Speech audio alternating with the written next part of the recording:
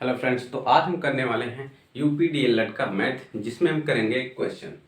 तो इसके पहले वाले वीडियो में हमने आपको बताया था कि संख्यांक क्या होता है, हिंदी संख्यांक, रोमन संख्यांक।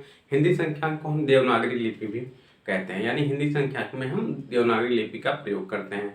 फिर हमने आपको बताया था रोमन संख्यांक। फिर हमने रोमन संख्यांक में आपको बताया था कि उसके कुछ इंपॉर्टेंट तथ्य, यानी संख्या को आगे पीछे करके कैसे संख्या को हम लिखते हैं। फिर अब हम करेंगे रोमन संख्यांक के कुछ क्वेश्चन। इसके बाद हम पढ़ेंगे अंतर्राष्ट्रीय संख्यांक। तो अंतर्राष्ट्रीय संख्यांक हम इसके बाद पढ़ेंगे। तो इसको पहले कर लेते हैं, इसको सॉल्यूशन। तो यहाँ पे देखिए,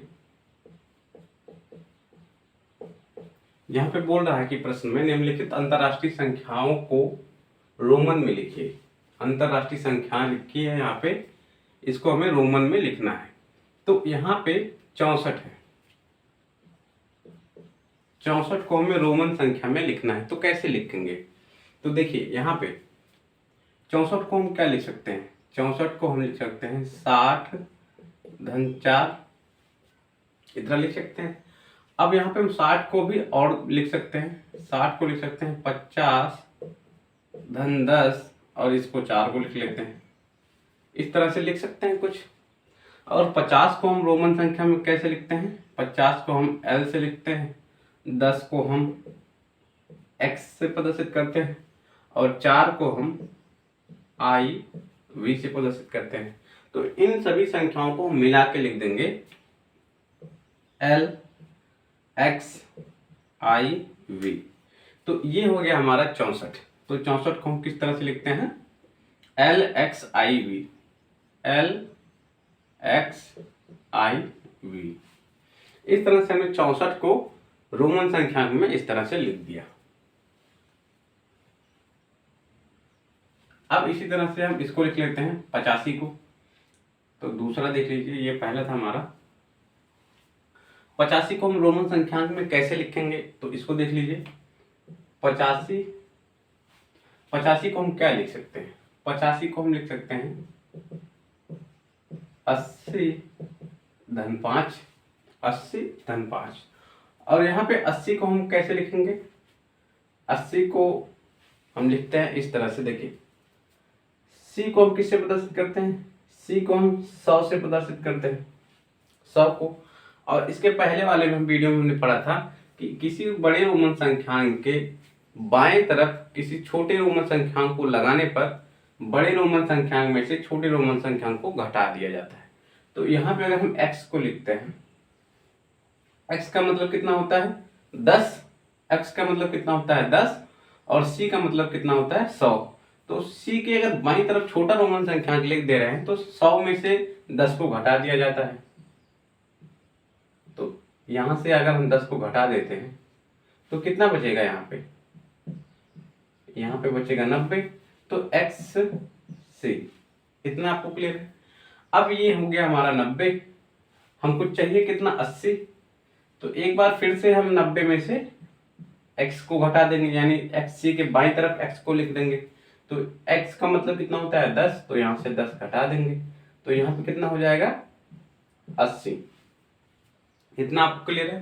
तो c में x c, इसका मतलब क्या हो गया? 80। तो 80 की जगह हम क्या लिख देंगे? x c, और v का मतलब कितना होता है? 5। v का मतलब कितना होता है? 5।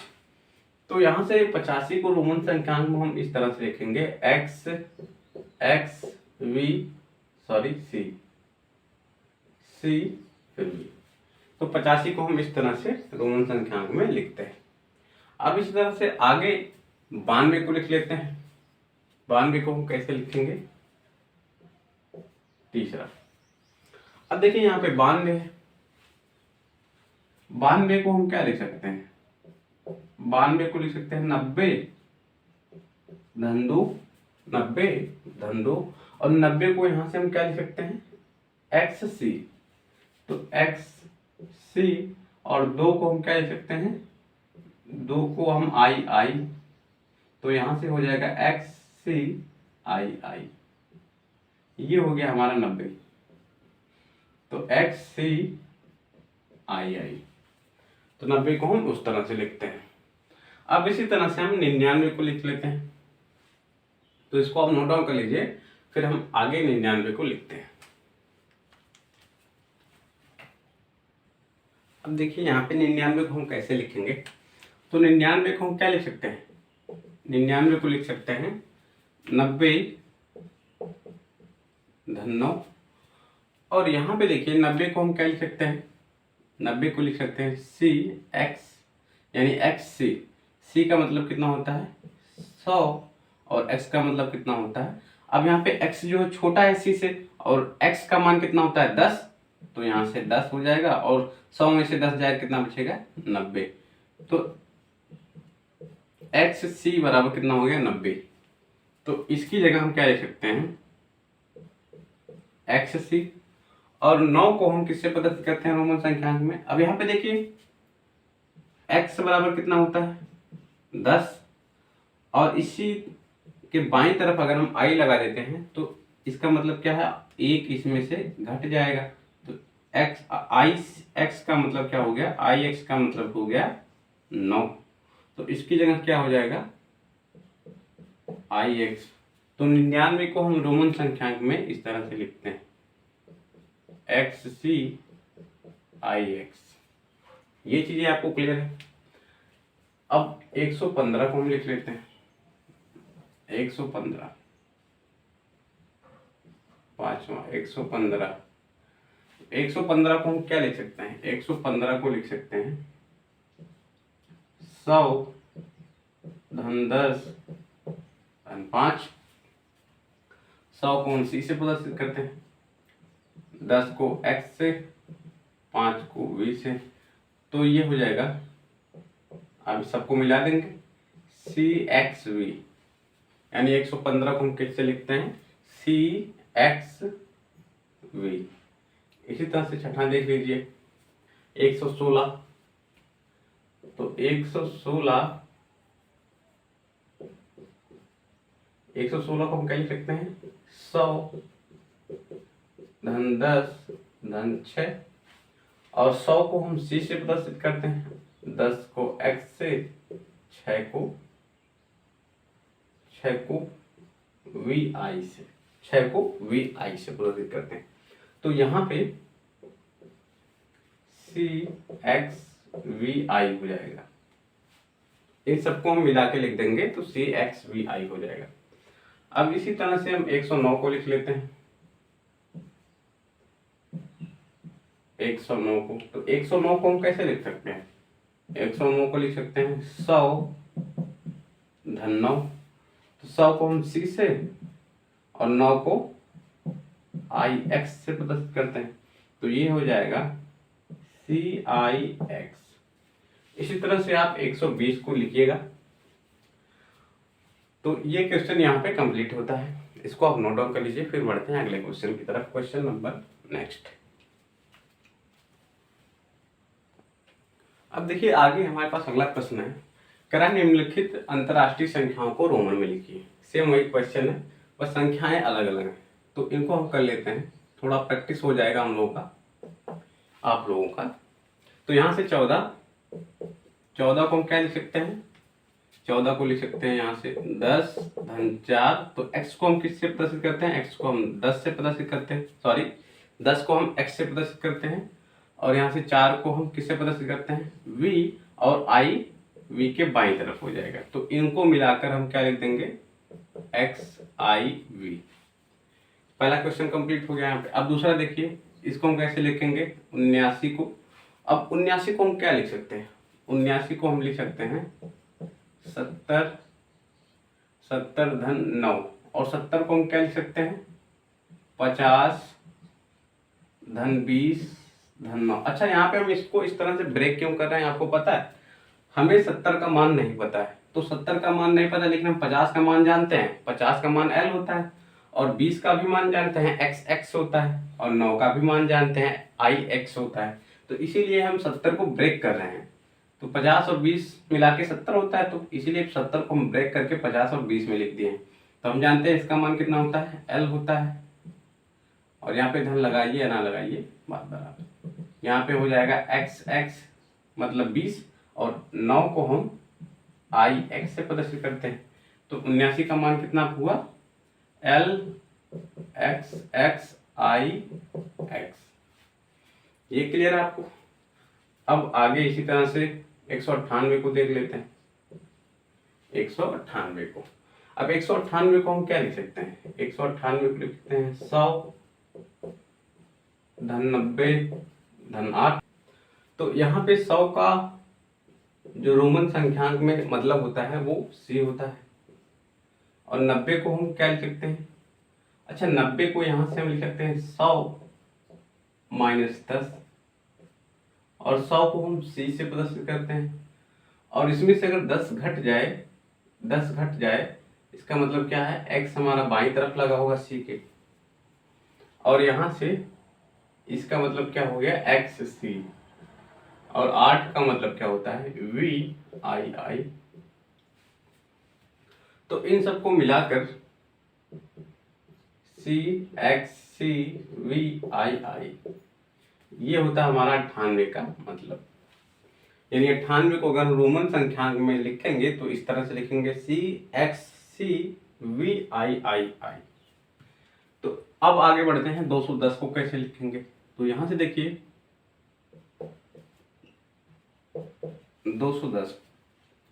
210 को हम यहां से लिख सकते हैं, 210 को 100 धन 100 धन 10, और 100 को हम किससे लिखते हैं, 100 को सी से, 10 को x से। तो 210 कितना हो जाएगा, सी सी एक्स। इसी तरह से 115 को लिखेंगे कैसे, 115 को हम लिखेंगे कैसे, 100 धन 10 धन 5। तो ये होता है हमारा 115। और 115 में यहाँ पे 100 का मतलब क्या होता है सी, और 10 का मतलब क्या होता है x, और 5 का जो रोमन संख्यांक होता है वो होता है v। तो इसको हम कैसे लिखेंगे, C X V, C X V. तो 115 बराबर हो गया सी एक्स वी। तो 115 का रोमन संख्यांक होता है सी एक्स वी। आगे बढ़ते हैं हम 154 को देखिए कैसे लिखेंगे, 154। तो 154 को यहाँ पे हम लिख सकते हैं 100 धन 50 धन 4। अब यहाँ पे देखिए हम जानते हैं 100 को किससे रोमन संख्यांक में प्रदर्शित किया जाता है, सी से, और L को 50 से, L को 50 से। तो 50 को हम क्या लिख सकते हैं L, और यहाँ से 4 को वी आई है। तो यहाँ से हो जाएगा सी एल आई वी। ये होता है हमारा 154। तो इसी तरह से हम रोमन संख्यांक में अंतरराष्ट्रीय संख्यांक को लिखते हैं। तो इसको आप नोट डाउन कर लीजिए। फिर अगले क्वेश्चन की तरफ बढ़ते हैं कि रोमन संख्यांक को अंतरराष्ट्रीय संख्यांक में कैसे लिखेंगे, वो चीज हम आप सीखने वाले हैं। तो इसको आप नोट डाउन कर लीजिए।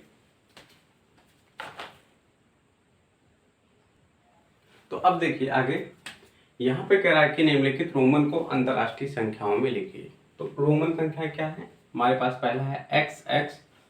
तो इसको हम अंतरराष्ट्रीय संख्यांक में कैसे लिखेंगे। तो यहाँ पे देखिए यहाँ पे हो जाएगा एक्स एक्स, एक्स का मतलब कितना होता है, इस एक्स का मतलब कितना होता है 10, और इस एक्स का मतलब कितना होता है 10। तो यहाँ से दोनों को जोड़ देंगे तो कितना हो जाएगा 20। तो इसका मतलब कितना हो गया 20। अब इसी तरह से दूसरा देख लेते हैं।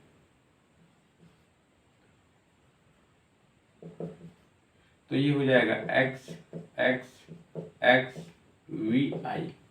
तो इस x का मतलब कितना होता है 10, और इसका मतलब कितना होता है 10, इसका मतलब कितना होता है 10, और यहाँ से v का मतलब क्या होता है 5, और i का मतलब कितना होता है 1।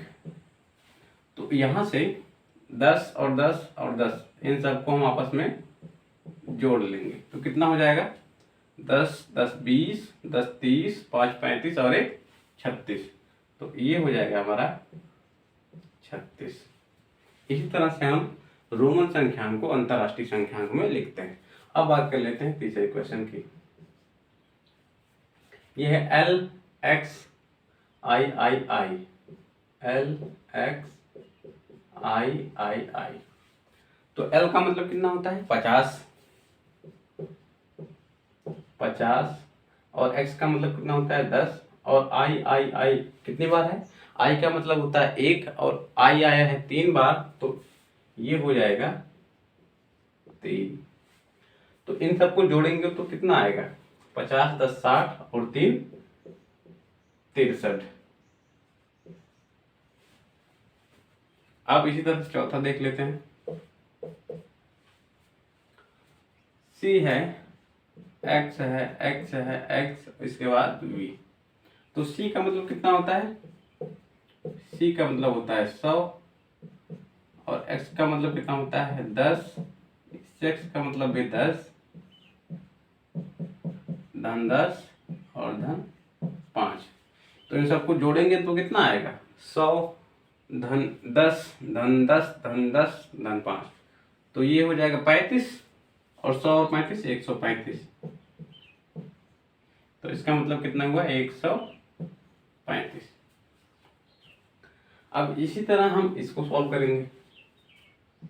पांचवा तो है XXII, इसका मतलब कितना है 10, इसका मतलब कितना है 10, और इसका मतलब है 2। सबको जोड़ लेंगे तो कितना हो जाएगा 22। तो इसी तरह से हम रोमन संख्यांक को अंतरराष्ट्रीय संख्यांक में लिखते हैं। तो इन सब चीज़ों को आप लिख लीजिए अपनी नोटबुक में। फिर बढ़ते हैं आगे। अंतरराष्ट्रीय संख्यांक क्या होता है? अभी तक हमने बोला अंतरराष्ट्रीय संख्यांक को रोमन में लिखिए, रोमन संख्यांक को अंतरराष्ट्रीय संख्यांक में। तो अंतरराष्ट्रीय संख्यांक होता क्या है, इन चीज़ों को हम देख लेते हैं, जान लेते हैं। तो इसको आप नोट डाउन कर लीजिए। तो इसको जान लेते हैं अंतरराष्ट्रीय संख्यांक होता क्या है। तो संख्याओं को लिखने के लिए जिन संख्यांक का प्रयोग किया जाता है उसे अंतरराष्ट्रीय संख्यांक कहते हैं। किसी मूल्य को प्रदर्शित करना हुआ, उसमें भी अंतरराष्ट्रीय संख्यांक का प्रयोग किया जाता है।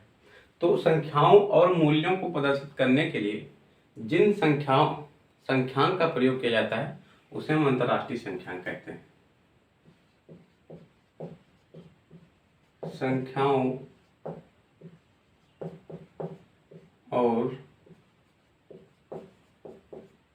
मूल्यों को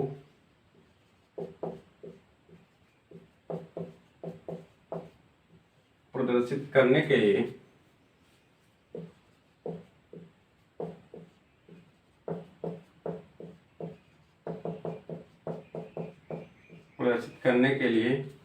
जिन संख्यांक का उपयोग किया जाता है, संख्यांक का प्रयोग किया जाता है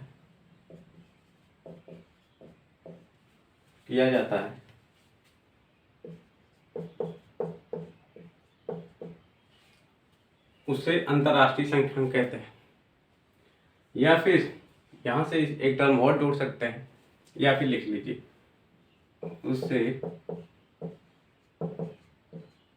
अंतरराष्ट्रीय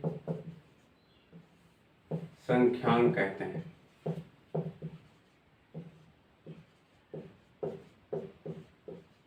उसे अंतरराष्ट्रीय संख्यांक कहते हैं। तो यहाँ पे एक टर्म और जोड़ देते हैं।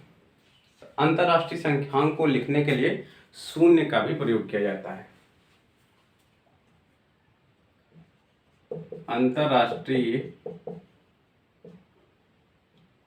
अंतरराष्ट्रीय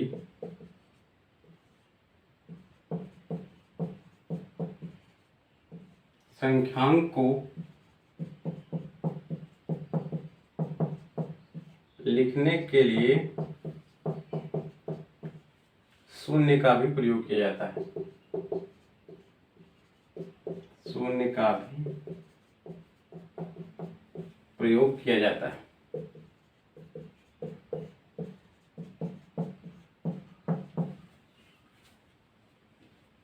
शून्य की सहायता से हम अनंत संख्याएं बना सकते हैं।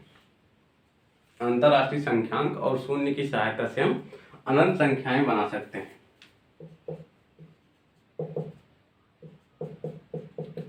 अंतर्राष्ट्रीय संख्यांक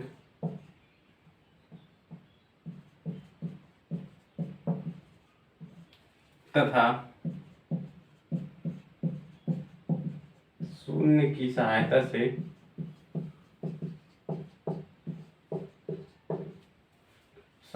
से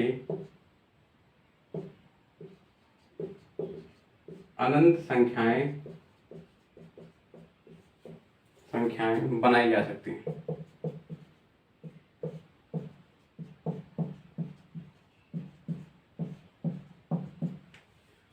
अब अंतरराष्ट्रीय संख्यांक होता क्या है तो उसको भी देख लेते हैं यहाँ। जैसे